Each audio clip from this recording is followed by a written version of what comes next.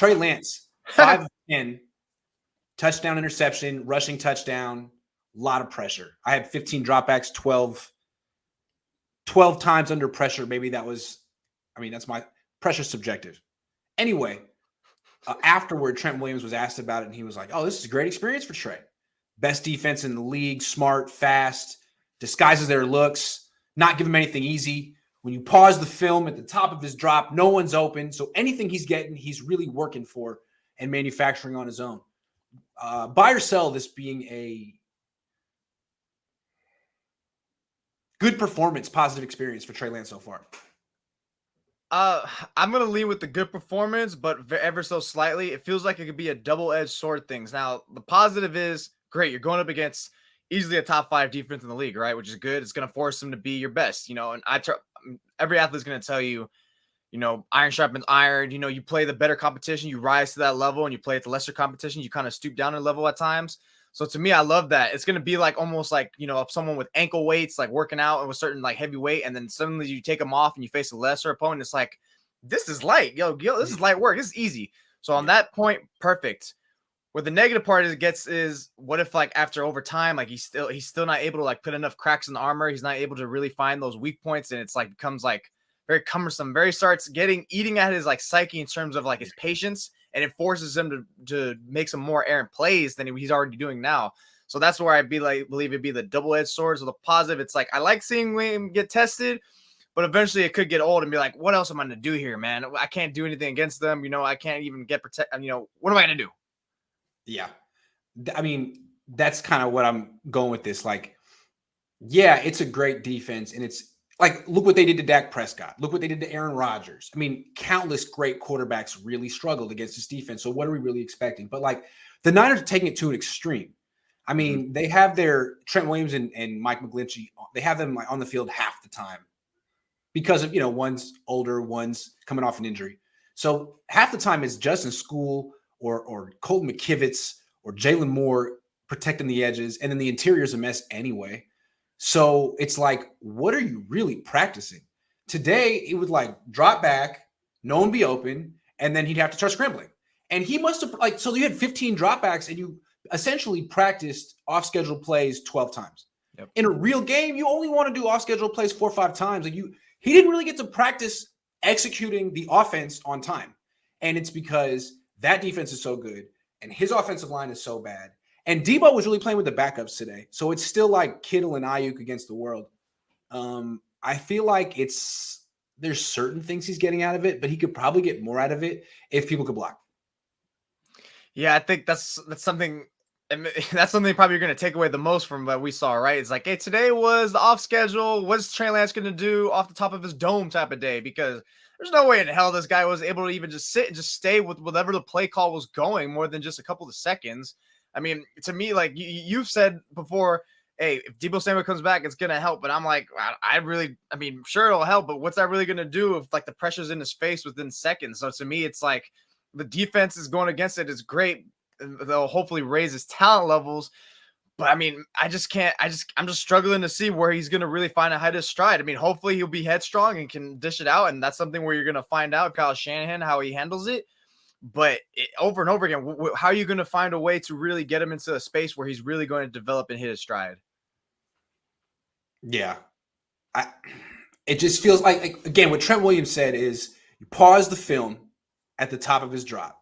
Fred Warner taking away the underneath stuff. Cornerbacks are all over the receivers. No one's open right away. What he didn't mention is that, the right tackle's beat, the center's beat, like there's 3 guys in his face.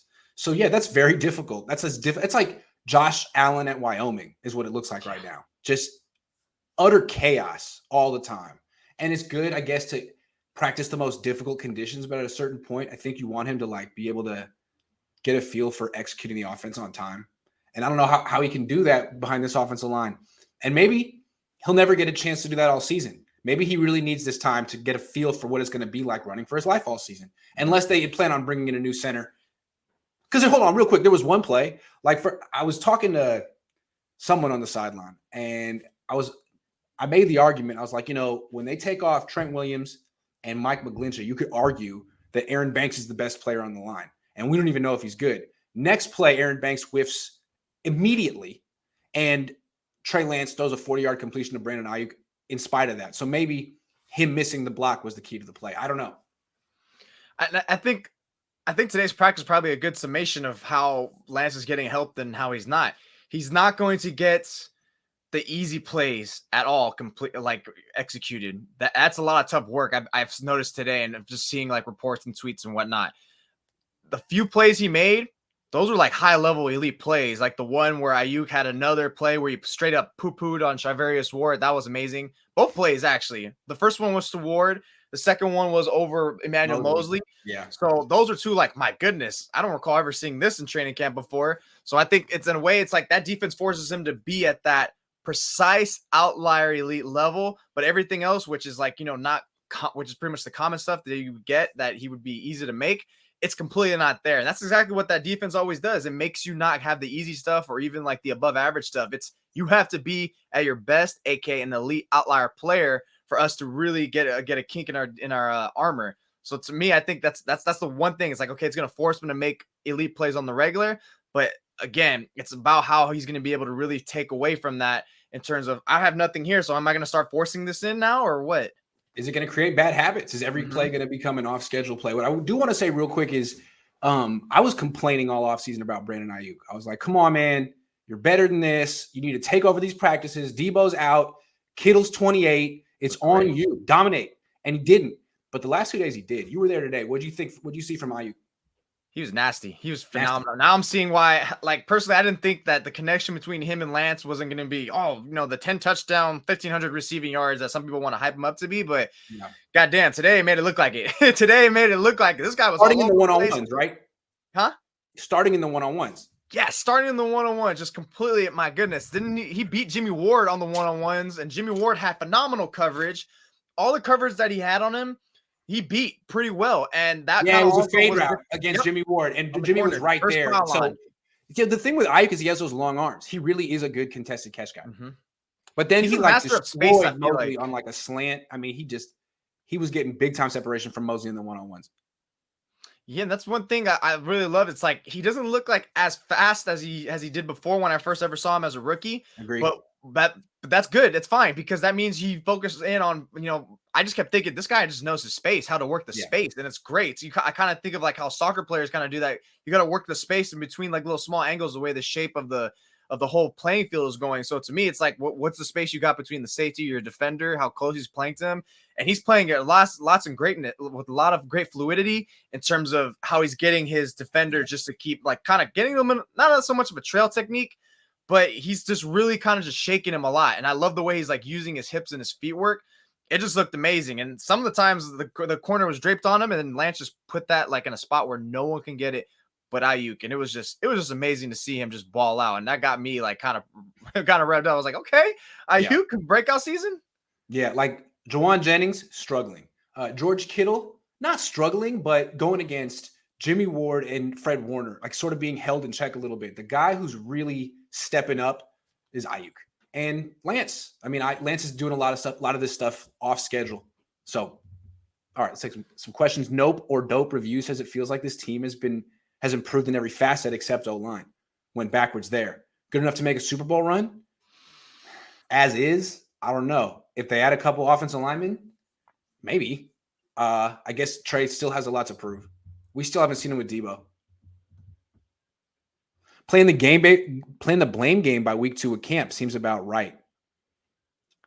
No, I'm just saying who's playing well and who's playing not so well right now. And I think the story of the day was the offensive line. It seems like everyone that was watching today was like, man, that's not conducive to success. What's happening right there? It kind of reminded me of last year when we were watching him playing with the backup offensive lineman against the backup. There was times he was playing against starters on that defense, even with the backup offensive line, just overall offensive players, where Lance was just running for his life. It's like, how can we even get a real like assessment of him when this guy's constantly having to run around? Like it's not. In reality, that's probably not where you want him to be at on offense. You want him to actually be on schedule and drop back and actually, work the sequence of the offense the way Shanahan wants it to be, not have the pressure in his face 24/7. Also, these are still some really like short practices. 10 throws in a day. Yeah. I mean, they'll build up to 20, 25. So it's kind of hard to get in a rhythm when the whole practice it's like 2 sessions. One session and then special teams. They did do red zone today. So that explains some of the tight window. I don't know if I explained that at all, but John says, after hearing you talk about Danny Gray, you should pursue comedy as a side job. LOL, too funny. Did Debo talk or look at you today at all signs at all or still a grudge? I haven't talked to Debo. He didn't talk to the media. Imagine signing an extension and not talking to the media that day. That's a new one to me. Why would you not want to talk to the media?